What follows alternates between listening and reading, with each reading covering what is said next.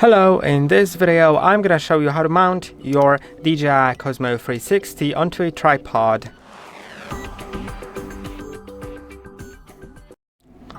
In order to mount it onto a tripod, it's actually pretty simple. You can see right here there is this screw hole, and there are some certain tripods that will be better or worse for the device, but I'm just using a very cheap tripod here just to screw it in. So as long as it's a screw like of the universal size, it should go in just okay. You can see it goes in just okay. And now it's on a tripod. I can place it, for example, like that. Let's maybe move it like that. Whatever you want, you can do here, right? And it's on a tripod. I hope that this video was helpful. Don't forget to like and subscribe. See you in the next one.